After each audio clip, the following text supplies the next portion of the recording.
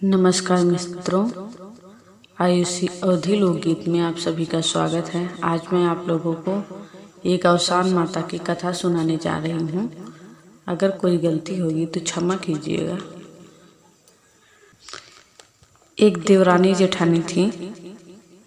जेठानी अमीर थी और देवरानी बहुत ही गरीब थी। तो जेठानी ने निमंत्रण दिया अवसान माता की दुर्दुरिया चबाने का।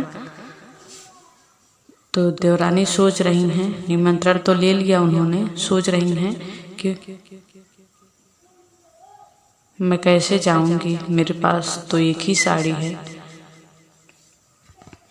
रात भर मन ही मन में यही सोच रही हैं कि मैं कैसे जाऊंगी, कुछ समझ में नहीं आ रहा। फिर सुबह हुआ,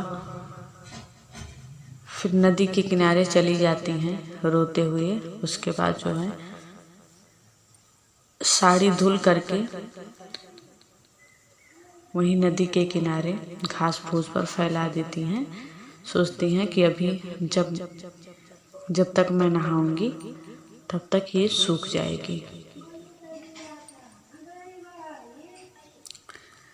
इतने में आंधी आ जाती है और उनकी ये साड़ी उड़ जाती है। अब उसी नदी में बैठकर रोने लगती हैं। कहती हैं, हे अवसान माता रानी, आपने कितना बड़ा कष्ट मेरे ऊपर डाल दिया है। और कहते हैं कि हे माता रानी, हे अवसान मैया, आपने मेरे ऊपर कितना बड़ा कष्ट डाल दिया है। अब मैं कैसे माता जी की पूजा में जाऊंगी। बार बार वहीं नदी में पानी में बैठ करके सुमिरन कर रही हैं। अब मैं क्या करूँ माँ, मुझे कुछ सूझ नहीं रहा है, आप ही कोई रास्ता निकालिए, अब मैं कैसे जाऊंगी।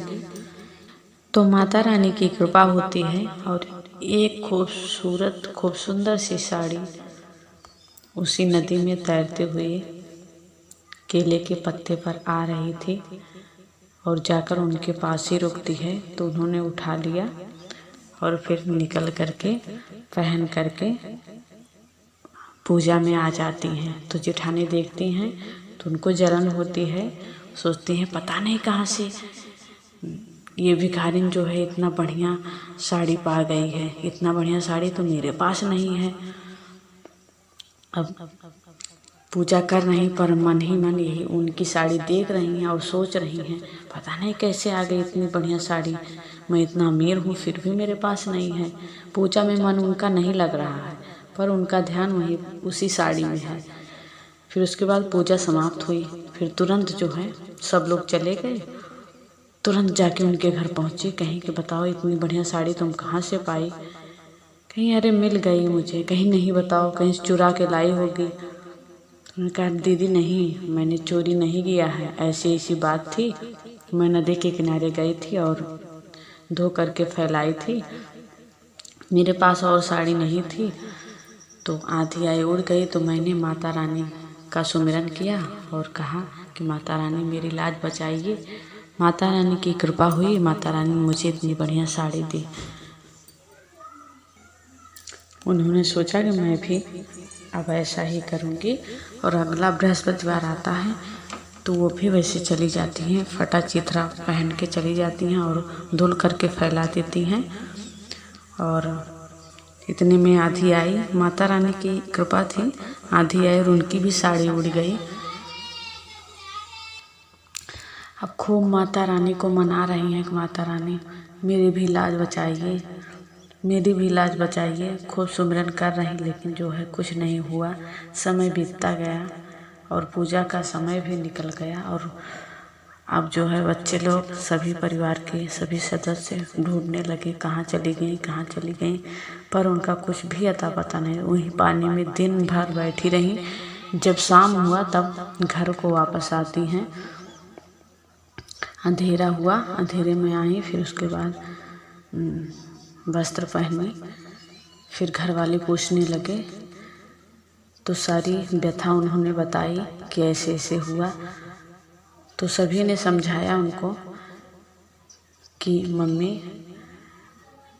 अगर आपके पास धन है, माता रानी तो अंतर्यामी हैं, वो सब कुछ देख रही हैं, जान रही हैं। अगर आपके पास सब कुछ है तो बंतु बनने की आवश्यकता नहीं है, क्योंकि माता रानी को सब कुछ पता है। अगर आपके पास है तब क्यों रोने चली गई थी? घर वालों ने खूब फटकारा उन्हें, और जो है उनको अपनी गलती का एहसास हुआ। उन्होंने कहा, हे माता रानी,